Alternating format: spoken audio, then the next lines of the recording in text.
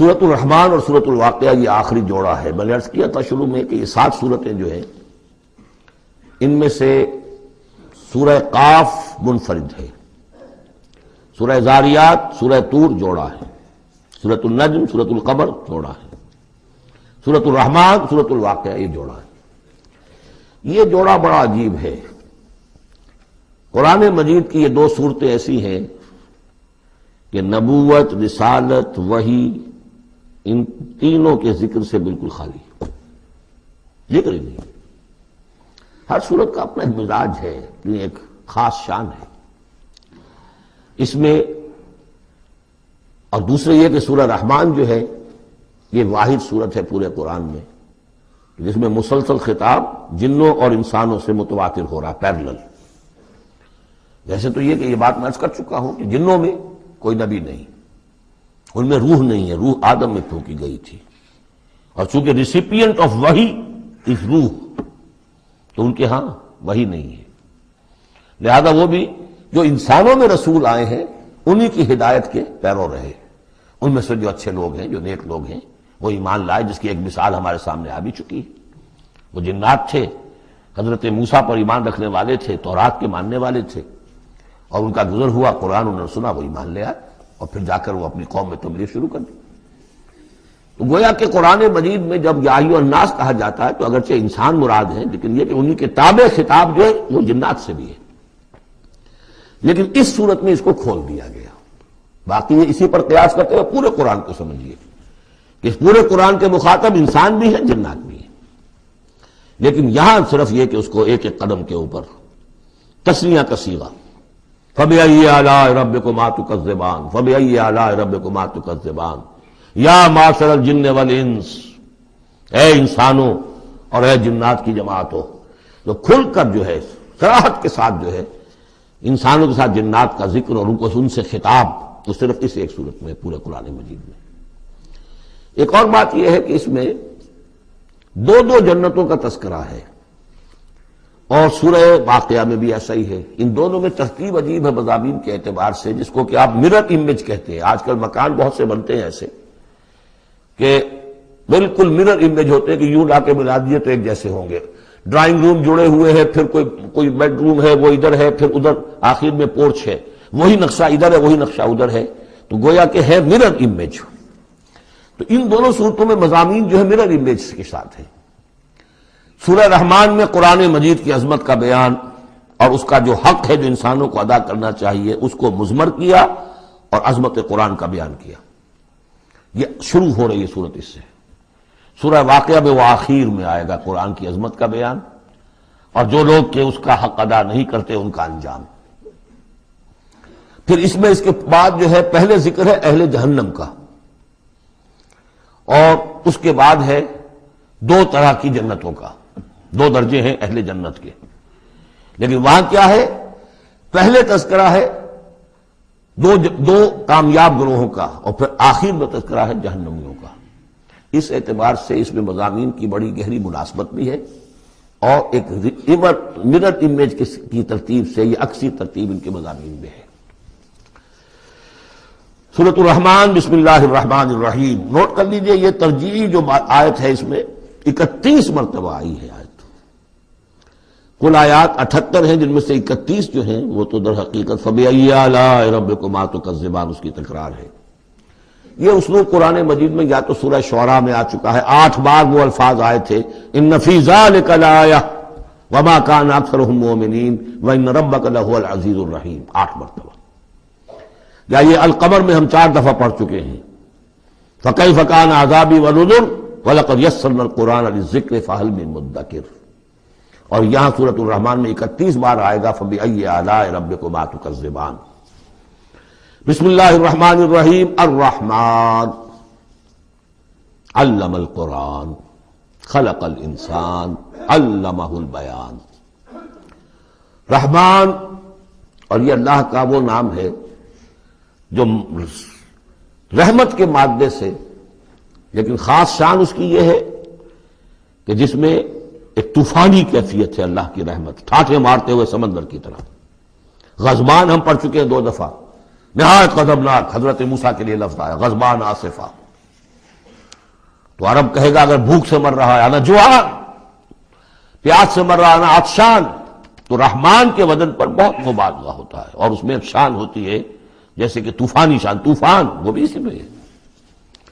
اور رحمان وہ ہستی کہ جس کی رحمت ٹھاٹھے مارتے سمندر کے مانند ہے۔ علم القرآن، اس نے قرآن سکھایا ہے۔ یعنی یہ کہ قرآن مجید کی عظمت کا تصور کرو، یہ اللہ کی رحمانیت کا مظہر عتم ہے، اس کی رحمت کی سب سے بڑی شان، اس کا مظہر عتم جو ہے وہ قرآن ہے۔ دوسری بات یہ، اللہ کے ناموں میں چوٹی کا نام رحمان ہے، بہت پسندیدہ، رحمت کی تو ضرورت ہر شخص کو ہے۔ حضور نے فرمایا میں بھی مستغنی نہیں۔ آپ نے ایک موقع پہ فرمایا کہ کوئی جنت میں صرف اپنے اعمال کی بنیاد پر نہیں جائے گا جب تک کہ رحمت خداوندی دستگیری نہ کرے۔ اور حضرت عائشہ سے ہے یہ روایت۔ حضرت عائشہ نے پوچھ لیا، ظاہر بات ہے میاں بیوی کے درمیان ایک بے تکلفی بھی ہوتی ہے کہ کیا حضور آپ بھی؟ آپ نے فرمایا ہاں میں بھی۔ الا ان یتغمدنی ربی برحمتہ، میں بھی جنت میں نہیں جا سکوں گا مگر اس صورت میں کہ میرا رب مجھے اپنی رحمت سے ڈھانپ لے۔ تو رحمان چوٹی کا نام ہے اللہ کے ناموں میں سے، اور جو علم اللہ نے دیا ہے انسان کو اس میں چوٹی کا علم قرآن ہے۔ ایک علم وہ ہے ریویلڈ نالج جس کی چوٹی یہ ہے، ایک علم ہے ایکوائرڈ نالج، رفتہ رفتہ انسان جا رہا ہے، لیکن سب سے اونچا علم، سب سے بڑا علم خلق الانسان، اسی نے انسان کو بنایا، اور اس کی کریشن کا کلائمیکس انسان ہے، تخلیق کی معراج انسان ہے۔ خلقتہ بیدی، ہم نے دونوں ہاتھوں سے بنایا ہے، جس میں عالم امر اور عالم خلق جمع ہو گئے۔ اس سے آگے علمہ البیان، جو صلاحیتیں انسان کو دی ہیں ان میں چوٹی کی صلاحیت جو ہے بیان ہے۔ انسان کو کہا گیا حیوان ناطق، نطق، قوت بیان۔ اور یہ بات ہمیں معلوم ہے کہ یہ جو انسان کا جو برین ہے، ظاہر بات ہے گوریلاز میں بھی ہے، چمپینزیز میں بھی ہے، اور بھی حیوانات کے اندر بھی ہے، گھوڑے کا بھی برین ہے، لیکن یہ برین جیسے جیسے رفتہ رفتہ لوئر اینیمل سے اوپر آپ آ کر دیکھتے ہیں، ہائیسٹ انسان کے اندر آ کر اس کا جو گرے میٹر ہے، وہ جو ہائیسٹ ایوالو فارم ہے، اس میں مختلف ایریاز ہیں۔ یہ ویژن کا ایریا ہے، آنکھ سے جو انفارمیشن جا رہی ہے وہ پھر ڈسائفر ہوتی ہے گرے میٹر کے اس پچھلے حصے کے اندر، ہیئرنگ ایریا ہے۔ لیکن سب سے بڑا رقبہ جو ہے وہ ہے اسپیچ سینٹر، اور اس کے دو حصے ہیں، دوسرے کی بات سننا اور سمجھنا، پھر اپنی بات کہنا، یہ دو ایسپیکٹس ہیں اس کے۔ تو اسپیچ سینٹر، اس میں دونوں چیزیں آ جائیں گی، کلام کا فہم اور پھر کلام کو دوسروں تک پہنچانا۔ تو علمہ البیان، اللہ نے صلاحیتیں تو اور بھی دی انسانوں کو بہت سی، آنکھ بھی دی، کان بھی دیا، لیکن یہ آنکھ اور کان تو حیوانات میں بھی ہے، بلکہ بعض حیوانات کی بصارت ہم سے کہیں زیادہ آگے ہے۔ بعض حیوانات وہ ہیں کہ جنہیں روشنی کی بھی ضرورت نہیں دیکھنے کے لیے، بغیر اندھیرے میں بھی دیکھتے، ہم تو اندھیرے میں نہیں دیکھ سکتے۔ اس طرح کان، گھوڑے کا کان جو ہے اس کے کان کھڑے ہو جاتے ہیں اینٹنا کی طرح سے، اگر کہیں سے آہٹ ہو، جب یہ اپنے گھوڑ سوار نے کچھ نہیں دیکھا تو نہ سنا ہے، جب ذرا سی آہٹ کہیں کی گھوڑے نے سن لی۔ اس حوالے سے باقی چیزیں جو ہیں ان میں تو یہ کہ علیحدہ علیحدہ گنا جائے گا تو صلاحیتیں باقی شاید انسان سے بہتر بھی دوسرے حیوانات میں ہیں۔ سونگنے کی صلاحیت کتے میں جتنی ہے ہمارے پاس تو 1/100 بھی نہیں ہے۔ حیوانات میں سونگنے کا ایریا جو ہے وہ بہت بڑا ہوتا ہے برین کے اندر، وہ سونگ کر چیزوں کو اندازہ کرتے ہیں کھانے کی ہے کہ نہیں ہے۔ لیکن انسان کے ہاں آ کر ہائیسٹ لیول آف برین میں یہ اسپیچ سینٹر ہے۔ اب یہ جو 4 آیتوں سے 3 جملے بنے، الرحمن آیت 1 ہو گئی لیکن جملہ تو نہیں بنا، الرحمن مبتدا ہے، علم القرآن خبر ہے، جملہ اب بنا، تو جملے 3 ہوئے، الرحمن علم القرآن خلق الانسان علمہ البیان۔ اس کو جو ریشو پروپورشن کا قاعدہ ہوتا تھا نسبت و تناسب کا حساب میں، ارتھمیٹک میں 3 ویلیوز دی گئی ہیں، چوتھی تلاش کرو، چوتھی ویلیو اس میں کیا ہے جو مضمر ہے، چھپی ہوئی ہے۔ انسان کو جو بہترین صلاحیت اللہ نے دی ہے قوت بیان، اس کا مصرف بھی ہونا چاہیے بہترین۔ اس کا بہترین مصرف یہ ہے کہ قرآن سمجھو اور سمجھاؤ، قرآن پڑھو اور پڑھاؤ۔ جیسے کہاوت ہے کہ توپ اس لیے نہیں بنتی کہ اس سے مکھیاں ماری جائیں، اسی طرح اتنی بڑی صلاحیت جو تمہیں اللہ نے دی ہے، اسی صلاحیت کو وکلاء استعمال کرتے ہو، جو اچھا آرگو کر سکے اس کی فیس بڑھتی چلی جاتی۔ ڈیماگوگ کوئی لیڈر ہے، بڑی اچھی تقریر کر سکتا ہے، وہ مارنے پر جو ہے مجمع کو آبادہ کر دے گا، لوگوں کو آبادہ کر دے گا، وہ اپنی گردنیں کٹوا دیں گے، لیڈر بن جائے گا۔ تو یہ صلاحیت جو ہے اس لیے نہیں ہے کہ تو دنیا میں لیڈریاں اپنی بناؤ اس کے ذریعے سے، اس کا مصرف کیا ہے؟ قرآن سمجھو اور سمجھاؤ۔ یہ ہے بیان، اللہ کا بیان۔ اس بیان کو سمجھنا، پہلے تو اسپیچ سینٹر کا وہ حصہ جو ہے اس کو سمجھے، اور پھر اسپیچ سینٹر کا جو دوسرا جو حصہ ہے وہ اس کو بیان کرے۔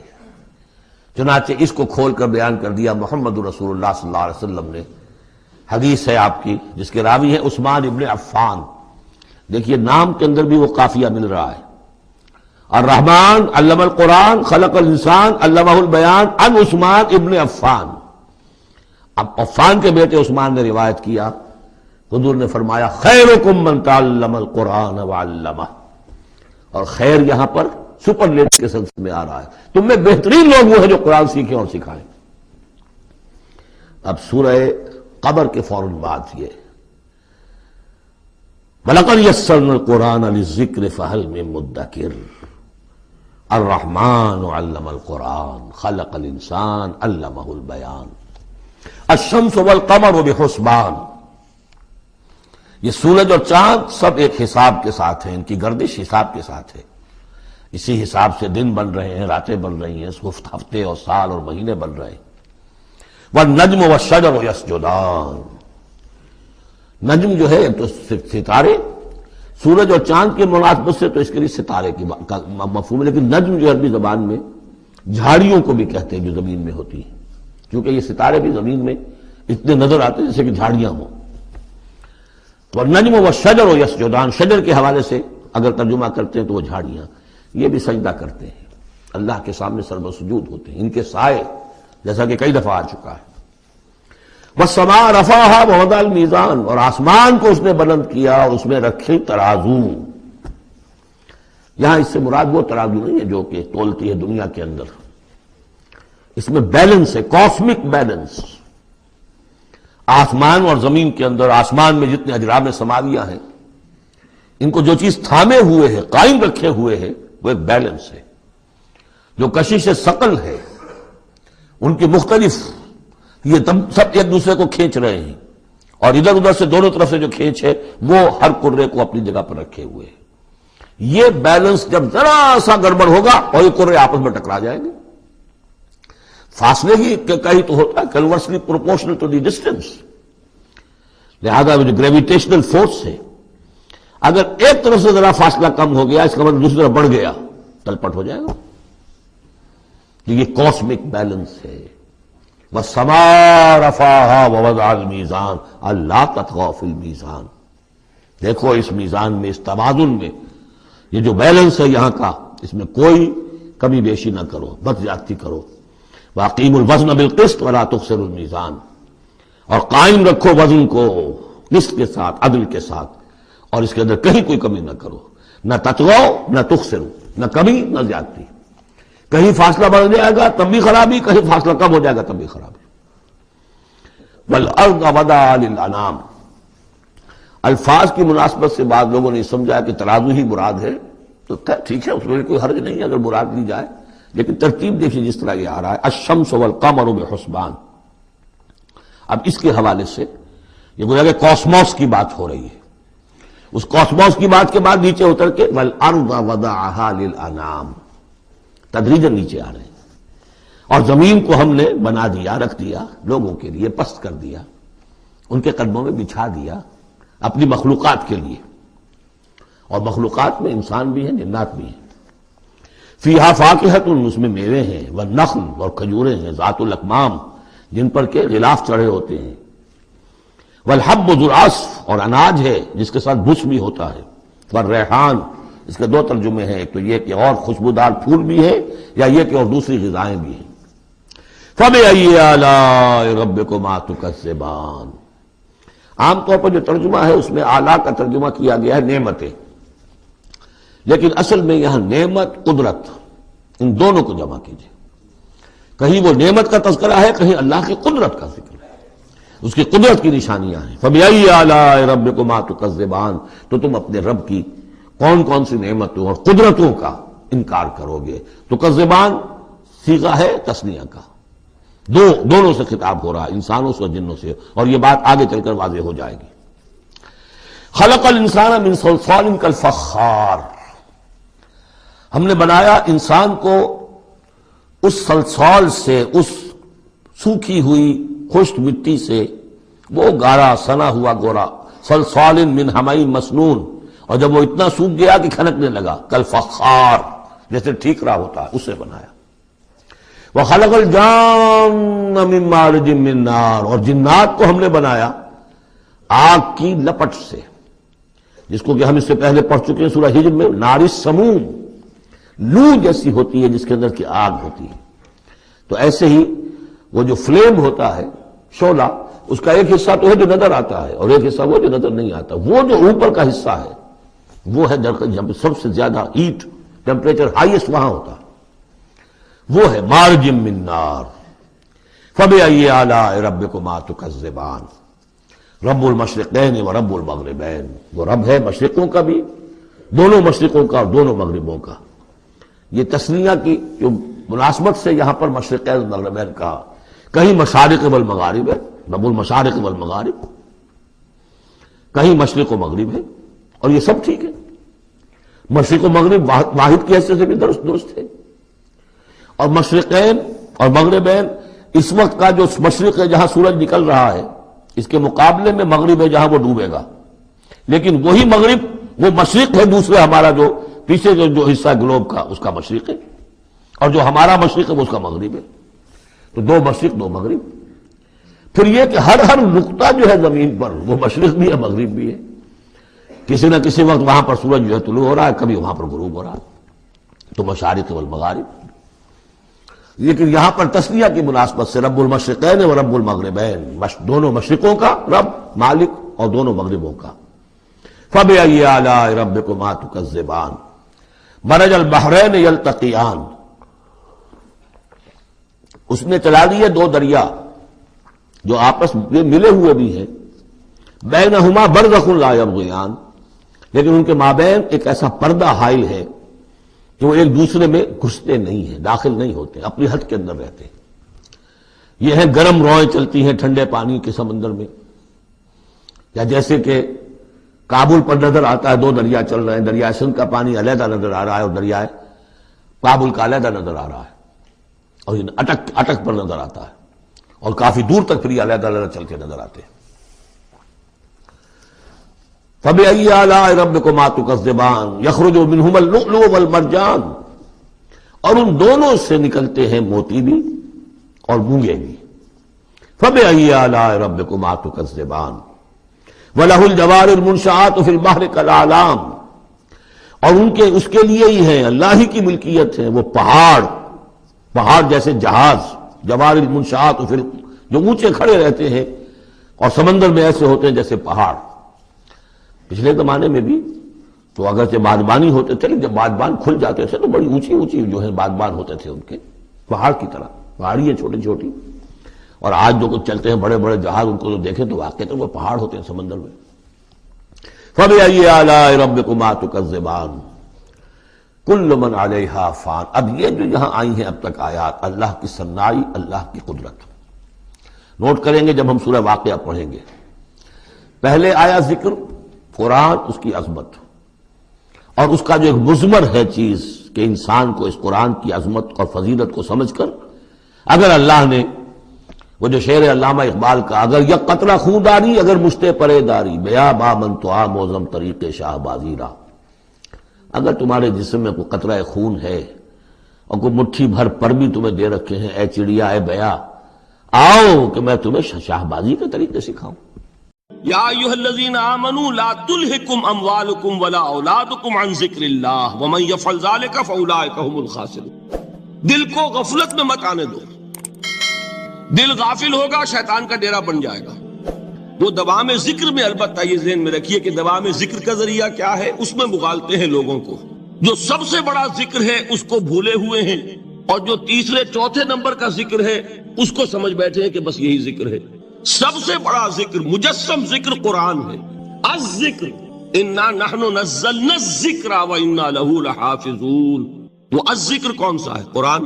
اسی کو فرمایا، میں نے وہ آیت سنائی تھی کہ لوگ تنزیہ کہتے تھے، یا ایھا الذی نزل علیہ الذکر انک لمجنون۔ حضور سے مخاطب ہو کر کہتے ہیں فلاں جس کے اوپر کے اس کے خیال کے مطابق ذکر نازل ہوا ہے، ہم تو تمہیں پاگل سمجھتے ہیں۔ وہاں بھی لفظ کیا ہے؟ الذکر۔ تو معلوم کیا ہوا؟ انا انزلنا الیک الذکر لتبین للناس ما نزل الیہم، یہ الذکر ہے۔ تو اس سے بڑا ذکر کوئی نہیں۔ تلاوت قرآن، تدبر قرآن، غور و فکر قرآن کا، قرآن کو یاد کرنا۔ اس پر میرا کتاب چاہے مسلمانوں پر قرآن مجید کے حقوق، اب تو یہاں شاید کوئی کتاب موجود نہیں رہی ہے، اور اگر آپ کو ضرورت ہوتی ہے پاکستان سے منگا لیتے ہیں، ہر شے پڑھیے، انشاءاللہ آ جائے گی چیز۔ نمبر 2 ذکر کیا ہے؟ اقیم الصلاۃ لذکری، نماز کو قائم کرو میری یاد کے لیے۔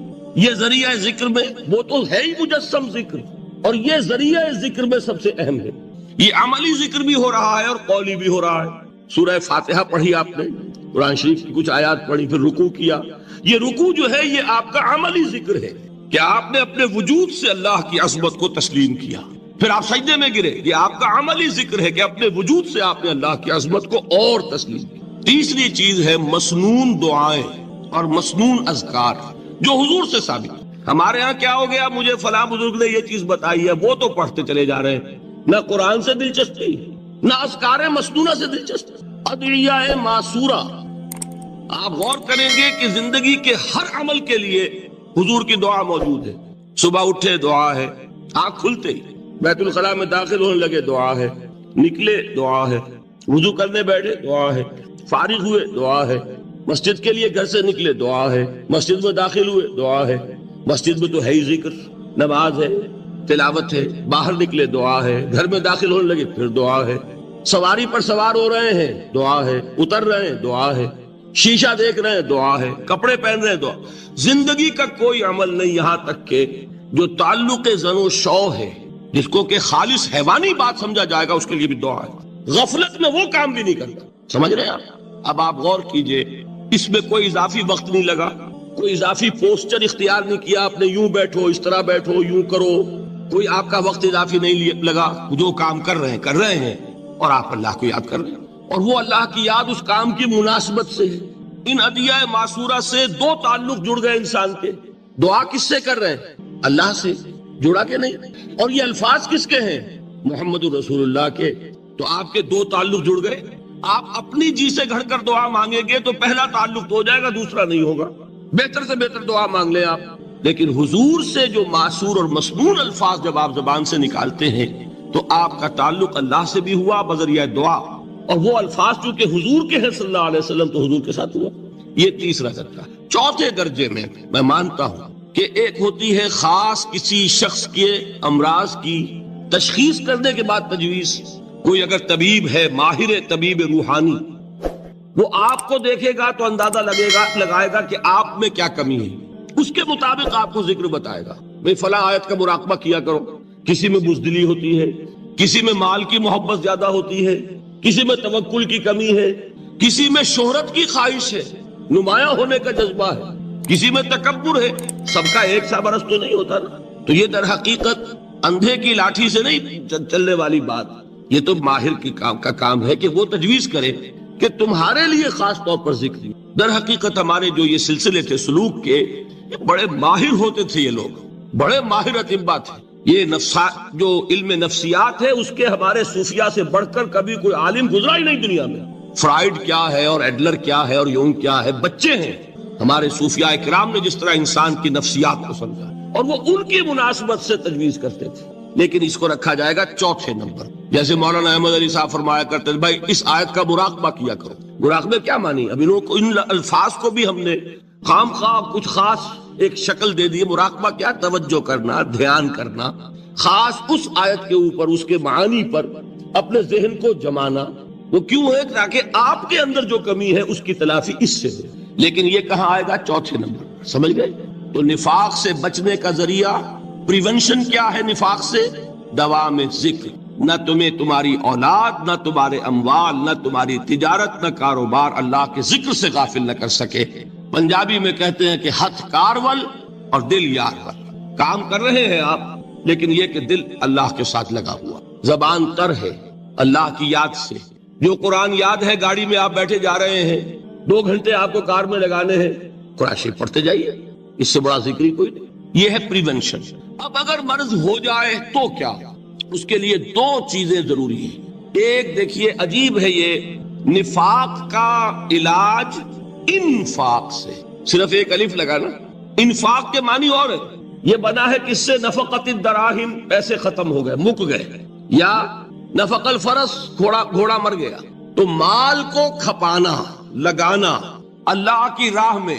اگر دل میں نفاق کی کوئی آلائش آئی ہے تو اس کا ازالہ ہوگا انفاق فی سبیل اللہ. مال اللہ کی راہ میں دیجئے، صدقہ کیجئے، خیرات کیجئے، دیجئے، اللہ کے دین میں لگائیے. جتنا لگائیں گے نفاق دھل جائے. اس لیے کہ اصل سبب نفاق کا ہے ہی حب دنیا، دنیا کی محبت. لہذا اس کا ازالہ ہوگا. جو سب سے محبوب شے ہے مال، انہ لحب الخیر لشدید، مال محبوب ترین ہے کہ نہیں؟ لہذا اس کو اللہ کی راہ میں لگائیں گے تو وہ نفاق دھل جائے. اور ایک اور چیز ہے جو بہت اہم ہے، بہت ہی شعوری طور پر اس کا اہتمام کیجئے. جس وقت دین کے کسی فرض کی انسان کو سمجھ آ جائے، اس کا شعور پیدا ہو جائے، پھر ڈیلے نہ ہو. ذرا سا ڈیلے جو ہے اس پر عمل کرنے میں، یہ در حقیقت نفاق کو جڑ پکڑنے کا موقع دینا ہے. Immediate action. ایک بات سمجھ میں آ گئی، فوراً عمل کرو. اس میں شیطان کیا کرتا ہے؟ ذرا ٹھہر جاؤ، ابھی دیکھو یہ فرض ہے، یہ ذمہ داریاں ہیں، یہ کرنا ہے، وہ پھر لگا دینا اپنے آپ کو. بہت سے لوگ کہتے ہیں بس یہ ریٹائرمنٹ کے بعد تو سارا میں دین کے لیے وقف کر دوں گا. اول تو خدا کے بندے تمہارے اندر رہ کیا جائے گا ریٹائرمنٹ کے بعد؟ سارا تو کھپ چکو گے، رہ کیا جائے گا؟ دوسرے یہ کہ یہ بھی جان لیجئے کہ کار دنیا کسے تمام نہ کر. ریٹائرمنٹ کے بعد کون فارغ ہو جاتا ہے؟ بیٹوں بیٹیوں سے فارغ ہوئے تو پوتے پوتیاں موجود ہیں، نواسے نواسیاں موجود ہیں. کبھی بھی وہ بوجھ ختم نہیں ہوتا زندگی کا. وہ تو یہ کہ آج بات سمجھ میں آئی ہے تو آج عمل ہونا چاہیے. قرآن مجید میں سورہ انعام میں بڑی شدید وعید آئی ہے. الفاظ ہیں یہ، وَنُقَلِّبُ أَفْئِدَتَهُمْ وَأَبْصَارَهُمْ كَمَا لَمْ يُؤْمِنُوا بِهِ أَوَّلَ مَرَّةٍ. انسان پر ایک حقیقت کا انکشاف ہوا کہ یہ بات حق ہے، فوراً تسلیم کرے. کسی مصلحت کی وجہ سے، کسی بزدلی کی وجہ سے، کسی لالچ کی وجہ سے، کسی اپنی سیادت یا قیادت کی وجہ سے. کیسے مان لوں؟ لوگ کہیں گے کہ یہ نیچے ہو گیا، وہ اونچا ہو گیا جس کی بات مانی. کسی وجہ سے رک گئے تو اللہ تعالیٰ اندر سے وہ جو استعداد ہے حق کو پہچاننے کی وہ سلب کر لیتا. وَنُقَلِّبُ أَفْئِدَتَهُمْ وَأَبْصَارَهُمْ، ہم الٹ دیں گے ان کے دلوں کو بھی اور ان کی آنکھوں کو بھی. کیوں؟ كَمَا لَمْ يُؤْمِنُوا بِهِ أَوَّلَ مَرَّةٍ، اس لیے کہ وہ پہلی مرتبہ جب انکشاف حق ہوا ہے وہ ایمان نہیں لایا. اس کا میں ایک واقعہ آپ کو سنانا چاہتا ہوں کہ کس طرح صحابہ کرام پر بھی وقتی طور پر یہ واقعہ اگر صحابہ کرام کا نہ ہوتا تو یہ حقائق سمجھ میں نہ آتے. غزوہ تبوک کے موقع پر یہ میں جملہ انکمپلیٹ رہ گیا، ضعف ایمان کا حملہ ہو جاتا تھا، نفاق کا نہیں معاذ اللہ. لیکن ضعف ایمانی کی اگلی منزل شروع ہو جاتی ہے نا نفاق. جہاں جھوٹ بولنا شروع کیا نفاق، جھوٹی قسمیں کھانی شروع کی سیکنڈ سٹیج، اور جہاں مومنین صادقین سے بغض اور عداوت پیدا ہو گیا وہ تھرڈ سٹیج. تو وہ ضعف ایمان کا کیسے ہوتا ہے یہ حضرت کعب ابن مالک نے بڑی تفصیل سے بیان کیا ہے. غزوہ تبوک کے موقع پر جہاں منافقین نے آ کر جھوٹے بہانے بنائے، جھوٹی قسمیں کھائیں اور حضور سے ایگزمپشن لے لی، چھٹی لے لی، رخصت لے لی، وہاں 3 ایسے صحابہ بھی تھے جو مومن صادق تھے، لیکن وقتی طور پر شیطان نے انہیں ورغلایا. کیسے ورغلایا وہ سمجھ لیجیے. کعب ابن مالک نے تفصیل سے بیان کیا ہے، اور میرے نزدیک یہ جہاں تک میرا مطالعہ ہے طویل ترین حدیث ہے، بخاری اور مسلم میں بھی موجود ہے. حضور جب واپس آئے ہیں اور اب آپ نے ایک ایک کو بلایا. جن لوگوں نے تو پہلے جھوٹی قسمیں کھا لی تھی ان کو تو بلانے کی ضرورت نہیں تھی، لیکن کچھ لوگ ایسے بھی تھے کہ جنہوں نے ایگزمپشن بھی نہیں لی تھی اور گئے بھی نہیں تھے. اب ان کو آپ نے ایک ایک کر کے پیشی ہوئی. آپ کیوں نہیں گئے تھے؟ تو اب جو منافقین تھے ان میں سے انہوں نے اس موقع پہ جھوٹی قسمیں کھا لی. اب دوسری آیت میں دیکھیے وہ چیزیں جو کہ پیٹھ پیچھے کی جائیں. 3 چیزیں. یا ایھا الذین آمنوا اجتنبوا کثیرا من الظن، اے ایمان والو زیادہ ظن سے بچو. اور مراد یہاں پر کیا ہے؟ زیادہ سوء ظن سے بچو. حسن زن کے بارے میں تو حضور کی حدیث ہے کہ حسن زن جو ہے وہ تو عبادت میں سے ہے، حسن الظن من حسن العبادہ، یہ حضرت ابو ہریرہ سے روایت ہے، اور یہ مسند احمد ابن حنبل میں بھی ہے اور سنن ابی داؤد میں بھی ہے، ان کے حوالے سے مشکات میں بھی۔ اس اعتبار سے حسن زن تو مسلمان کا وصف ہے، سب سے حسن زن رکھو، الا یہ کہ کوئی شخص ثابت کر دے کہ میں حسن زن کے قابل نہیں ہوں، پھر آئندہ کے لیے محتاط رہی۔ لیکن کسی سے کوئی معاملہ شروع ہی سے بدزنی پر نہ کی، سوء ظن پر نہ کی۔ مجھ سے کہا تھا ایک صاحب نے جو یہاں اس وقت یہاں کا جو کونسلیٹ ہے، امریکن کونسلیٹ ہے، اس میں پولیٹیکل سیکریٹری تھے، وہ میرے پاس آئے تھے خلافت کے بارے میں معلوم کرنے کے لیے کہ یہ خلافت کا آپ نام لے رہے ہیں، اس سے مراد کیا ہے۔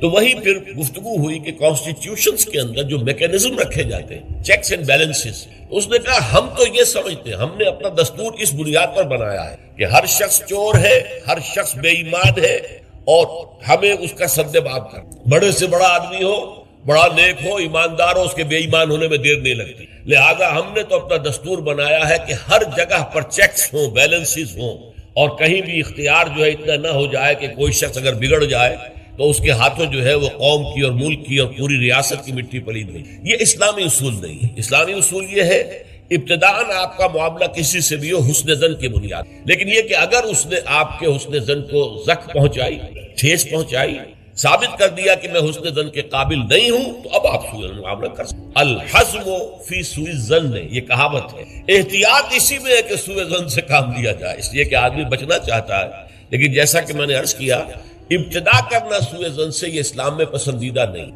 لیکن یہاں دیکھیے فرمایا اجتنبوا کثیرا من الظن، زیادہ ظن سے بچو، ورنہ اس لیے کہ ظاہر بات ہے کہ ظن سے بالکل چھٹکارا تو ممکن نہیں۔ پچھلی نشست میں ایک صاحب نے سوال کیا تھا کہ شک میں اور ظن میں کیا فرق ہے؟ شک یہی ہے کہ ایک انسان کے بارے میں انسان سوچے کہ کہیں یہ کام نہ کر بیٹھے، میں اعتماد تو کر رہا ہوں، کہیں یہ میرے اس اعتماد کو ٹھیس نہ پہنچے۔ اور سوء ظن جو ہے وہ یہ ہے کہ انسان جو ہے بغیر کسی اسباب کے، بغیر کسی عوامل کے، کوئی سرکمسٹانشل ایویڈنس نہیں ہے اور خامخواہ کسی کے بارے میں برا ظن قائم کر کے وہ گویا کہ فیصلہ ہوتا ہے۔ سوء ظن جو ہے وہ فیصلہ ہو جاتا ہے کہ مجھے اس شخص کے ساتھ معاملہ سوء ظن کے ساتھ کرنا ہے، یہ نہیں۔ البتہ شک کا پیدا ہو جانا یہ کوئی بری بات نہیں، انسان ذرا سا احتیاط کا پہلو مربوط رکھ لے۔ تو فرمایا یا ایھا الذین آمنوا اجتنبوا کثیرا من الظن ان بعض الظن اسم، یقیناً بہت سے ظن گناہ کے درجے میں آ جاتے۔ آپ نے ایک شخص کے بارے میں رائے قائم کر لی، یہ برا آدمی ہے، یہ غلط آدمی ہے، یہ تو میرے در پہ ہے، میرا دشمن ہی ہے، میری جڑ کاٹتا ہی رہتا ہے، حالانکہ ایسا نہیں ہے۔ نتیجہ کیا ہوگا؟ آپ کا طرز عمل اپنے سوء ظن کی بنیاد پر ہو جائے، ہر وقت جو ہے آپ کے طرز عمل سے ظاہر ہوگا وہ سارا آپ کے اندر جو بھرا ہوا مواد ہے، اور اس سے ہو سکتا ہے دوسرے شخص کی خامخواہ دل شکنی ہو، اس کے احساسات مجروح ہوں، اور تمہارے حصے میں اللہ کی طرف سے، اللہ کی جانب سے اعمال نامے میں گناہ کا اندراج ہو کہ ایک شخص کے خلاف خامخواہ اس نے سوء ظن کیا، جبکہ اس کے لیے کوئی آثار نہیں تھے، اس کے لیے کوئی بنیاد نہیں۔ تو ان بعض الظن اسم، بعض ظن جو ہے وہ تو گناہ کے درجے کو پہنچ جاتی۔ نمبر 2 بات جس سے روکا گیا اس آیت میں، ولا تجسسوا، تجسس نہ کرو۔ اب تجسس کیا ہے؟ چھان بین کرنا، تفتیش کرنا۔ ظاہر بات ہے کہ بعض معاملات میں تو یہ ہماری ضرورت ہے، تجسس سے تو ظاہر بات ہے کہ کوئی چارہ کاری نہیں ہے۔ آخر مجرموں کی تفتیش ہوتی ہے تو تجسس اس میں ہوتا ہے، ایک دوسرے کے ملک کی جاسوسی ہوتی ہے، وہ بھی در حقیقت اپنی حفاظت کے لیے ہوتی ہے کہ وہاں کیا کچھ تیاریاں ہو رہی ہیں تاکہ ہم کو بندوبست کر سکے اس کے توڑ کا۔ تو تجسس ہر حال میں برا نہیں ہے۔ اسی طرح ایک بہت بڑا اخلاقی مسئلہ پیدا ہو گیا تھا جب جمع حدیث کا معاملہ شروع ہوا۔ آپ کو معلوم ہے کہ حضور نے اپنے حیات طیبہ کے دوران تو احادیث کو لکھنے سے روک دی۔ آپ کا حکم تھا لا تکتبوا عنی الا القرآن، مجھ سے کوئی شے نہ لکھو سوائے قرآن، اس لیے کہ اندیشہ تھا کہ گڑبڑ نہ ہو جائے۔ جیسے کہ آپ کو معلوم ہے کہ انجیل میں حضرت مسیح کا کلام، حضرت مسیح کی سیرت اور انجیل جو حضرت مسیح پر نازل، سب گڑبڑ ہے۔ آپ یہ بتانا مشکل ہے کہ کون سی اس میں وحی ہے، کون سا حضرت مسیح کا اپنا ذاتی کلام ہے، اور کون سی در حقیقت جو ہے اللہ تعالیٰ کی طرف سے وحی آئی ہے، اور کون سے صرف واقعات ہیں حضرت مسیح کی سیرت کے۔ مشکل بھی یہی کام ہو سکتا تھا اگر ان چیزوں کو گڑبڑ کر دیا جاتا ہے۔ اللہ کے فضل و کرم سے اسلام میں کیا ہوا ہے؟ قرآن علیحدہ معین، بالکل معین، پھر احادیث حضور کے اقوال و افعال کو جمع کر دیا، وہ علیحدہ معین، پھر فقہ مرتب ہوئی، اور اس کو بھی ترتیب دے دی گئی. سیرت علیحدہ مرتب. سیرت میں عام طور پر ان احادیث کو بھی قبول کر لیا گیا، روایات کو جو زیادہ مضبوط نہیں ہے، زیادہ مستند نہیں ہے.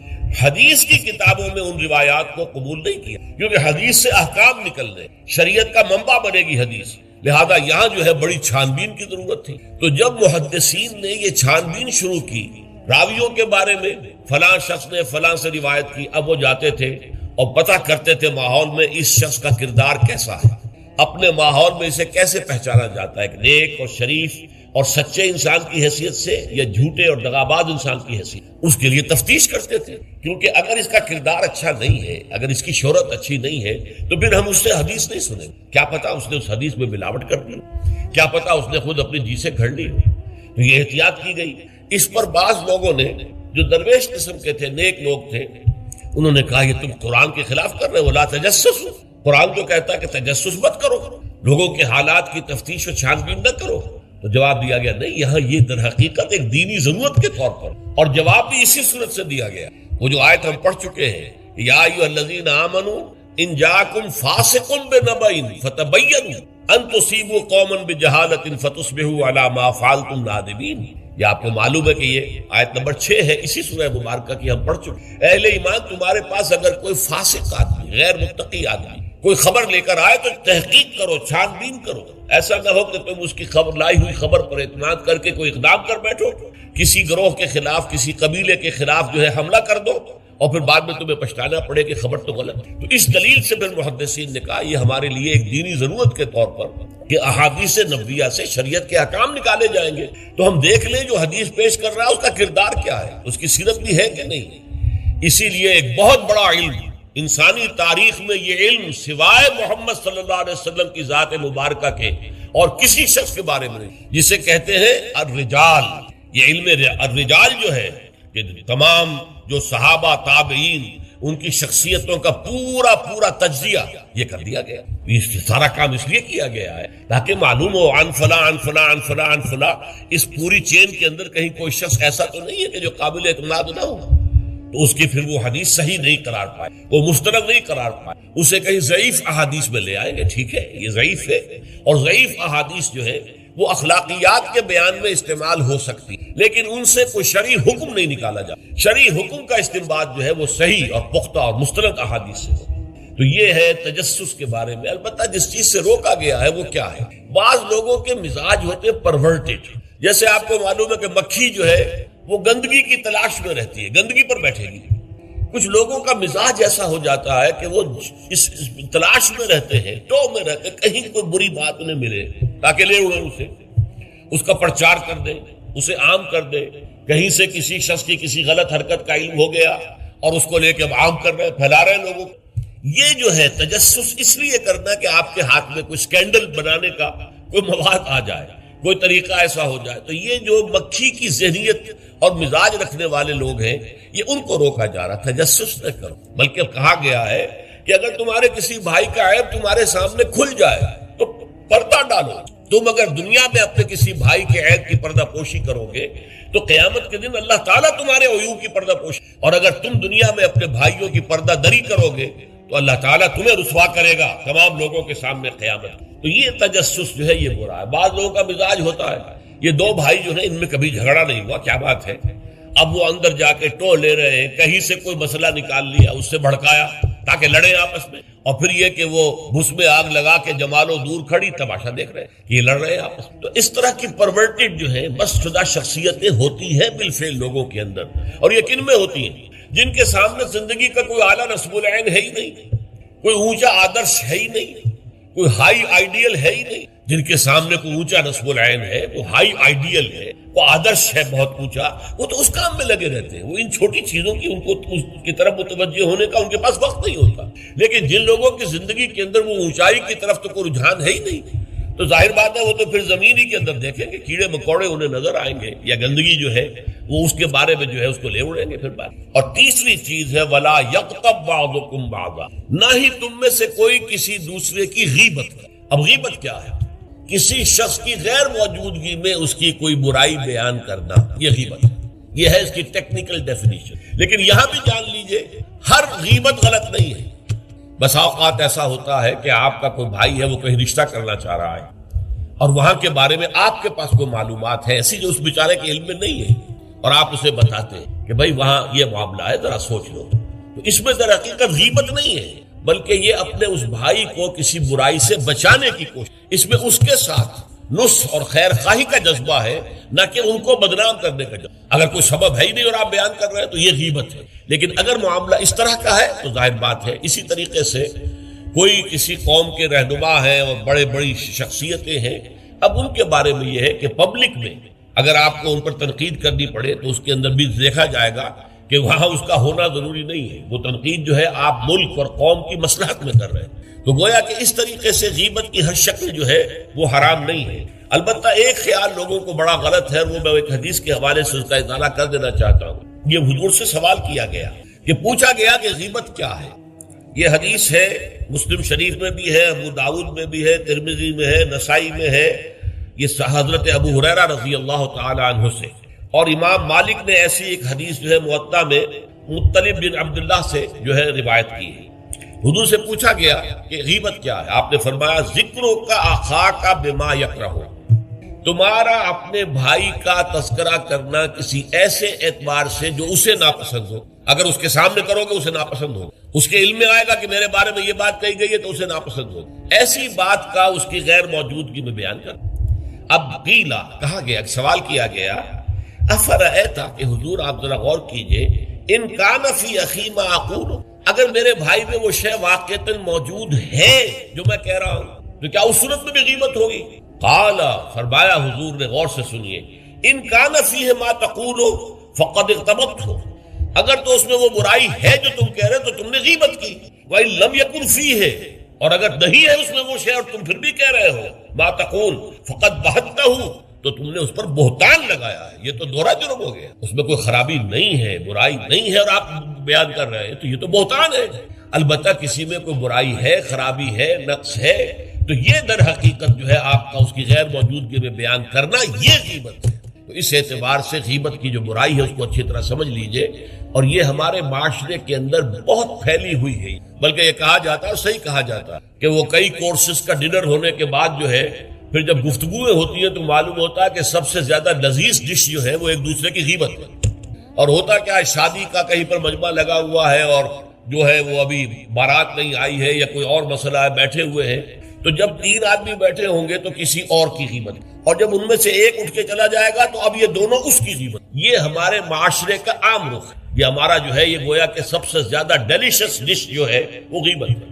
تو اس کے لیے شدت کے ساتھ روکا گیا، اور اس کے لیے جو پھر تمثیل دی گئی، اَيُحِبُّ أَحَدُكُم مَّن يَأْكُلَ لَحْمَ أَخِيهِ مَيْتًا فَكَرِهْتُمُوهُ، کیا تم میں سے کوئی شخص اسے پسند کرے گا کہ وہ اپنے مردہ بھائی کا گوشت کھائے؟ تو اس پر تو تمہیں گھن آ گئی، تمہیں بہت برا لگا، کوئی شخص گوارا کرے گا کہ اپنے مردہ بھائی کا گوشت کھائے؟ لیکن سوچئے کہ ایسی تمثیل کیوں دی؟ یہ اللہ کا کلام ہے، بغیر کسی ربط کے تمثیل اور تشبیہ جو ہوتی ہے کسی ربط کی بنیاد پر ہوتی ہے نا، ورنہ تشبیہ اور تمثیل کا فائدہ کیا ہوا؟ ربط کیا ہے؟ جیسے ایک مردہ اپنے دفاع پر کے قابل نہیں ہے، آپ ادھر سے بوٹی کاٹ لیجئے، ادھر سے بوٹی کاٹ لیجئے، پڑا مردہ ہے، آپ پوری اختیار کے ساتھ جہاں سے چاہیں اس کی بوٹی اڑا لیں۔ اگر وہ زندہ ہو تو وہ ہاتھ لگانے دے گا آپ کو جسم کے اپنے کسی حصے کو۔ بعین ہی یہ معاملہ ہے، آپ کا بھائی موجود نہیں ہے اور آپ اس کی عزت پر حملہ کر رہے ہیں، مانوی شخصیت پر، اس جسم کی نسبت مانوی شخصیت زیادہ قیمتی ہے، زیادہ اہم ہے، آپ اس کی مانوی شخصیت پر، اس کی عزت پر حملہ کر رہے ہیں، اور وہ قادر نہیں ہے دفاع کرنے پر۔ اگر وہ ہوتا اور بات کرتے، اور یہ چیز پسندیدہ ہے، اگر آپ پبلک کے اندر اس کے منہ پر کہیے بات، تو بلکہ اس میں جو پسندیدہ ترین بات ہے وہ یہ ہے کہ کسی بھائی کا کوئی عیب ہے، علیحدگی میں جا کر بتاؤ، بھائی تمہارے اندر مجھے یہ نقص نظر آ رہا ہے، برا نہ ماننا، میں نے تمہاری اصلاح کے لیے کہا ہے، مجھے تم سے کوئی قد نہیں ہے، دشمنی نہیں، یہ نہایت پسندیدہ بات ہے۔ اس کو کہا گیا المسلم مرآۃ المسلم، ایک مسلمان دوسرے مسلمان کے لیے آئینے کے مانند، جیسے آپ آئینہ دیکھتے رہے، یہاں کوئی داغ لگا ہوا، دھبا لگا ہوا، آپ اسے دھو دیتے، ہٹا دیتے، اسی طریقے سے ایک مسلمان کو اپنے مسلمان بھائی کے لیے آئینے کے مانند ہونا چاہیے کہ وہ اسے اس کی خرابیوں پر، اس کی برائیوں پر مطلع کر دے، لیکن یہ اطلاع جو ہے یہ ہوگی خلوص کی بنیاد پر، خیر خواہی کی بنیاد پر، اسے ذلیل کرنے کے لیے نہیں، اسے بدنام کرنے کے لیے نہیں، بلکہ یہ کہ اس کے سامنے علیحدگی میں، تنہائی میں بات کی، البتہ اس کی غیر موجودگی میں بات کی جائے، وہ غیبت ہے۔ اور وہ بالکل صحیح تمثیل ہے جو قرآن نے استعمال کی ہے، صحیح ترین ایحب احدکم ان یاکل لحم اخیہ میتا فکرہتموہ، کیا تم میں سے کوئی شخص پسند کرے گا اپنے مردہ بھائی کا گوشت کھائے؟ بالکل اسی طریقے سے وہ تمہارا بھائی جو محفل میں نہیں ہے، وہ اپنی عزت کے دفاع پر قادر نہیں ہے۔ اگر وہ ہوتا تو کہتا بھائی آپ غلط کہہ رہے ہیں، آپ کو مغالطہ ہوا ہے، بات یوں نہیں تھی یوں تھی، کوئی ایکسپلین کرتا، کوئی اپنا دفاع کرتا، کوئی اپنی شخصیت کا اپنی عزت کا تحفظ کرتا، لیکن وہاں نہیں ہے، وہ تو اپنے تحفظ پر قادر نہیں ہے۔ لہذا یہ غیبت در حقیقت معنوی سطح پر وہی شے ہے جو مادی سطح پر کسی مردہ بھائی کا گوشت کھانا ہے۔ فَكَرِهْتُمُوهُ، یہ تو تمہیں بہت برا لگا یہ بات، بلکہ اکثر لوگ کہیں گے کہ ایسی مثالیں جو ہیں، کیا ماذا اراد اللہ بہذا مسئلہ، ایسی تمثیل دینا، کہیں گدھے کی تمثیل دی گئی ہے قرآن مجید میں، وہ یہودی جن کے اوپر تورات کا تو بار تو لدا ہوا ہے، تورات پر عمل نہیں کرتے، تو ان کی مثال کیا ہے؟ کمثل الحمار یحمل اسفارا، وہ تو ایسے ہے جیسے کہ گدھا ہے، اس کی پیٹھ کے اوپر کتابوں کے انبار لگے ہوئے ہیں، گٹھری باندھ کر جو ہے